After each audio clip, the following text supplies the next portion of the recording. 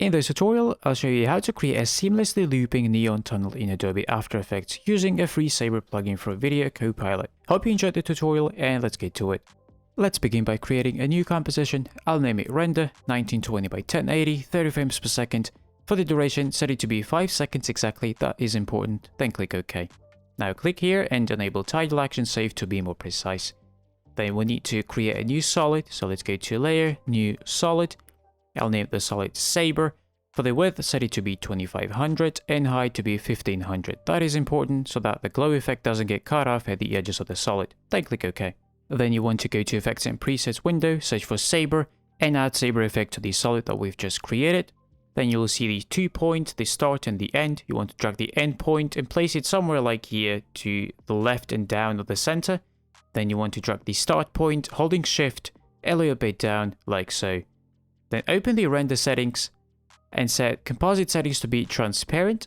Also set glow intensity to 40% so it's not too bright.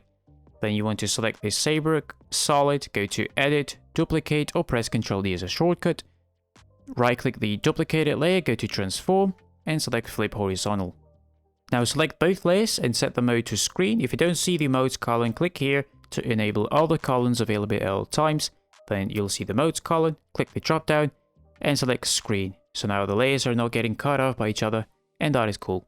Now make sure you are at the beginning of the timeline. Selecting both layers, press T for opacity, create keyframes for both and set opacity to 0%, then go to 1 second, set opacity to 100. Then you want to make both solids to be 3D layers by checking the boxes. Then select both layers, press Ctrl D to duplicate them, and drag the duplicated layers down below the other ones. Let's close these down to get some space, and then change the color of the duplicates to something different so we can differentiate. Now let's press R to bring up rotation values, set X rotation to be 120 degrees for the duplicates, and press P, increase the Y value for the position to bring them down. And you can see that don't really align. Let's decrease the Z position to be -80, and then just play around with the Y value until they align properly. Now while both reflection layers are selected, let's press T to bring up opacity values. Make sure you are at 1 second marked at the end opacity keyframes. Let's set opacity to be 75% instead of 100 because this is a reflection and it should be dimmer than the main shape. Now let's go to Layer, New Solid, and this is going to be our floor, so let's name it this floor. Let's make it 1920 by 1080, then click OK. Go to the Effects and Presets window, search for Fractal Noise and add it to the floor solid. Then we're going to set complexity to 10, expand transform drop down and check uniform scaling, set width to be 1000 and scale height to be 1. And that's a simple map that we get. If you have your own reflection maps or whatever, you can use that. You're more than welcome to do so. I'm just using a simple floor reflection. So make the floor 3D layer and place it below every other layer. Then select it and press R, set X rotation to be 95 degrees, and press S, set scale to be 250%, and simply drag the floor down like this so it covers only the reflection and not the main shape. So once you've aligned the floor properly, you can go ahead and hide it because we don't need to see it. Then go to Layer, New Adjustment Layer, and place the adjustment layer above the reflection layers and the floor only, not the main shape. Then go to Effects and Presets window, search for Compound Blur, and add it to our adjustment layer. For the blur layer, select the floor that we've just created, and then select the Effects and Masks, that is important. And you know, that's the reflection that you get. It looks quite nice, but in case if it doesn't, you can play around with the max blur. If you increase it, you get more texture. I'll just leave it at 20 because I like the look of it. Now let's go ahead and create a camera by going to Layer, New Camera. I'm selecting the 28mm preset, click OK, then go to Layer, New Null Object, make the null object 3D, and parent the camera to the null by dragging the pick whip, dropping it onto the null. Then select the null and press P for position. Go to the start of the timeline, create a keyframe for position, and set Z position to be -5000. And then go to the end of the timeline and set the Z position to be 1500. And move the keyframe all the way to the end yourself at the exact end. That is important. And by doing all this, we've successfully created the base animation for our looping tunnel. So now we can select all the layers, right click any of them and select Pre-Compose. Let's call this Element and then click OK. After you've pre-composed layers, you want to right-click in the empty space and select Composition Settings increase the duration to be more than 10 seconds, so I'll just go for 12 seconds, then click OK.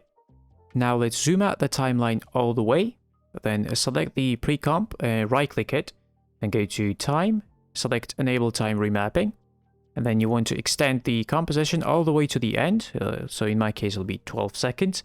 Then hold the Alt key on the keyboard and click the stopwatch, type loop out, just like I am. If you just press tab, it'll automatically fill out for you. Just click away.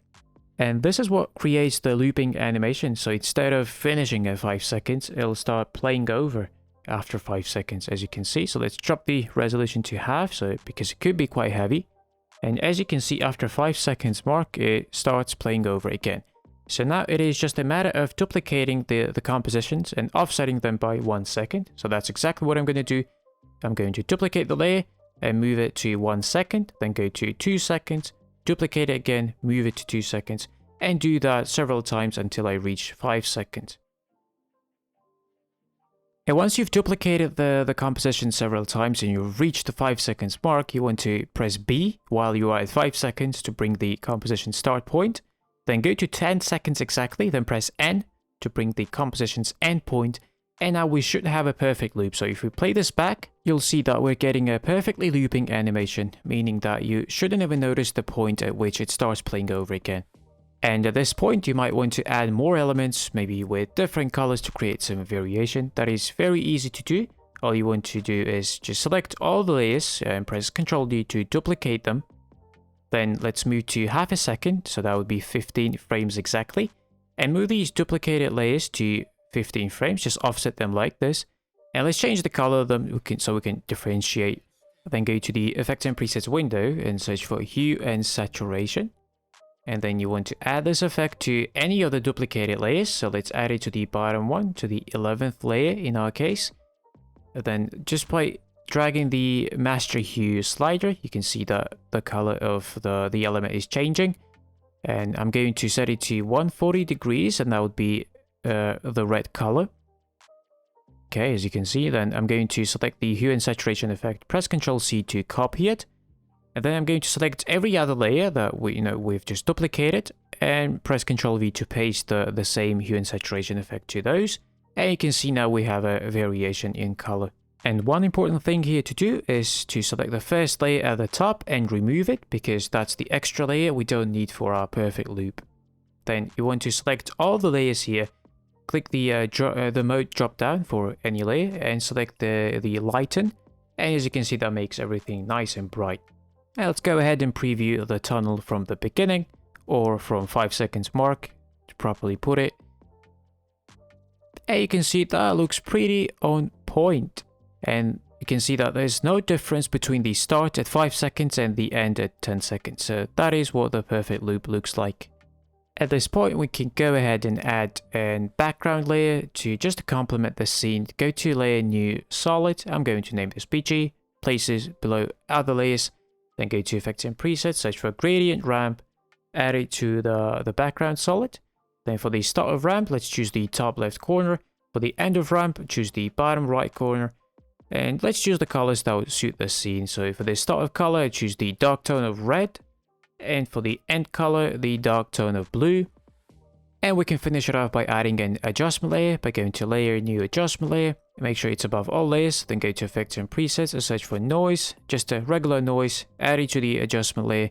Then set noise amount to 4% and check your color noise just to avoid any color bendings. And this should be the final look of our looping neon tunnel. Let's go ahead and preview it. I think it turned out pretty cool. What do you guys think? Let me know in the comments.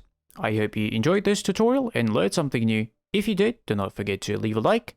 Thank you for watching, and I'll see you in the next one. Peace out.